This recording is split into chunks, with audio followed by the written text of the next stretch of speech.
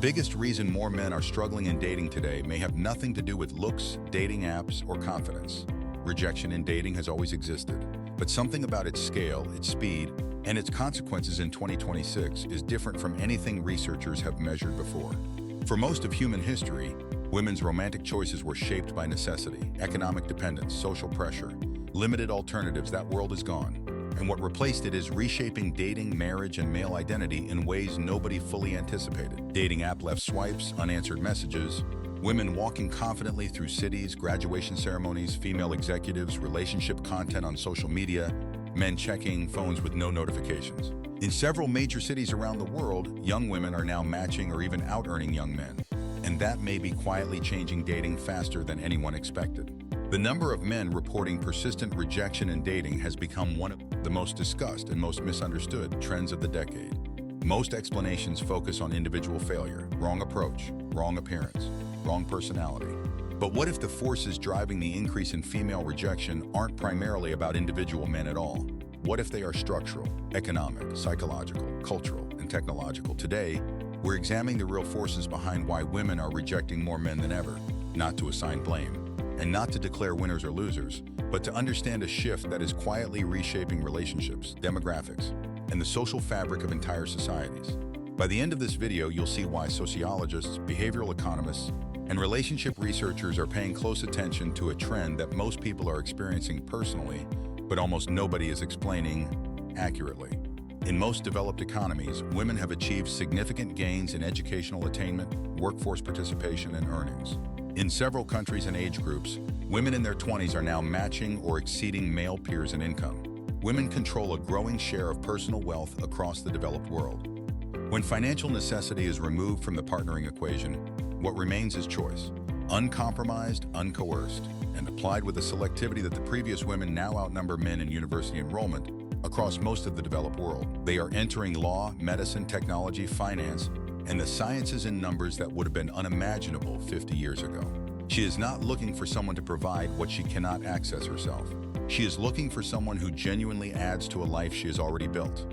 That is a fundamentally different standard, and it produces fundamentally different outcomes in the dating market. Here's what most conversations about rejection miss entirely. Women's standards haven't simply risen. They have changed in kind. The standards driving modern female selectivity are not primarily financial. They are psychological. This vocabulary is now fluent across large segments of the female population, particularly younger women. The man who is emotionally unavailable but charming. The man who communicates inconsistently. The man whose ambition doesn't match his stated goals. The man who makes small dismissals that accumulate into a larger pattern. These men are not being given years to demonstrate their potential. They are being filtered out early, not cruelly, not unfairly, but with a precision that the previous generation of women simply did not have the tools to apply. There is a second force accelerating rejection that operates differently and more subtly. Social media has created a comparison environment with no historical precedent. Every day, across every major platform, carefully curated relationship content reaches hundreds of millions of people. The most romantic gestures, the most photogenic couples, the most emotionally articulate partners, filtered, selected, and presented as representative of what relationships look like. They are not representative. They are the highlight reel of the best moments of the most visually compelling partnerships, assembled into a continuous feed designed to maximize engagement. But repeated exposure to that feed recalibrates expectations. Not consciously, not deliberately, but gradually the baseline shifts. The real, imperfect, inconsistent human being in front of you gets measured unconsciously against a composite of every idealized relationship moment the algorithm has delivered. And real people, almost by definition, cannot compete with a composite. There is a third force that receives less analytical attention than it deserves: trust. Research consistently shows that the majority of women have experienced some form of mistreatment, manipulation, or harassment in romantic or social contexts, often from men they knew, often from men they trusted. Those experiences do not disappear when the next person arrives. They become part of the framework through which new interactions are evaluated. In the age of social media and digital communication, women's experiences are shared, recognized, and validated at scale. Patterns that individual women once assumed were personal have been collectively identified, named, and cataloged. The result is a population of women entering the dating market with a significantly higher level of vigilance than previous generations.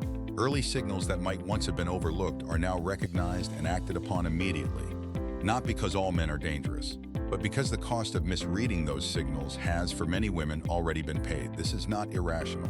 It is a reasonable response to documented experience, and it is producing rejection rates that reflect not just selectivity, but self-protection. So what does this mean? This is where the analysis has to be honest in both directions. The forces driving increased female rejection are real, structural, and in many cases represent genuine social progress. Women exercising economic independence, psychological literacy, and self-protective judgment are exercising freedoms that were denied to previous generations. At the same time, the aggregate effect of those forces on men, particularly men who lack the context to understand what is happening, is producing measurable harm. Men experiencing persistent rejection without understanding its structural causes tend to internalize it as personal failure, not as the product of a changed environment, a recalibrated standard, or a system that nobody explained, but as evidence that something is wrong with them specifically. That internalization has consequences: lower confidence, greater social withdrawal, reduced willingness to pursue connection. In the most serious cases, a complete disengagement from the social systems that relationships depend on. The men navigating this environment most successfully are not the ones with the most conventionally attractive profiles. They are the ones who have understood that the standard has changed and invested in changing with it.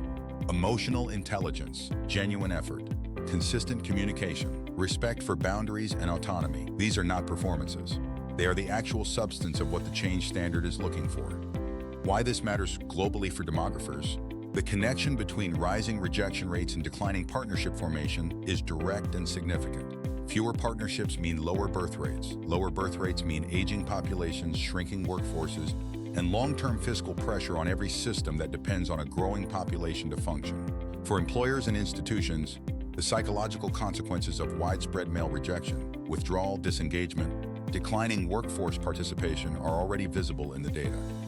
And the cultural frameworks that previous generations used to navigate partnership, however imperfect, have not yet been replaced with new ones that work for the world that actually exists. The bigger question isn't whether rejection rates will continue to rise. It's whether the men and women on opposite sides of this shift will develop the shared understanding necessary to close the distance between them. Will the psychological literacy that has given women new tools for evaluating relationships eventually produce equivalent frameworks for men? Will educational and cultural institutions invest in teaching emotional intelligence and relational skills with the same seriousness they apply to professional ones? Will the gap between what women are looking for and what men understand themselves to be offering narrow or continue to widen? Because rising rejection is not the end of the story. It is a signal that the expectations, norms, and frameworks that govern partnership for generations are being replaced by something new.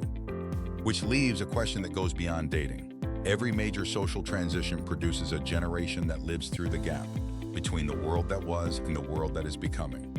The men and women navigating relationships right now are living in that gap.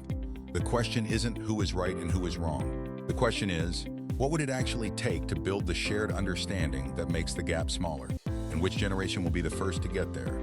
Let us know what you think, not who's to blame, but what you believe genuine progress in this conversation would actually look like.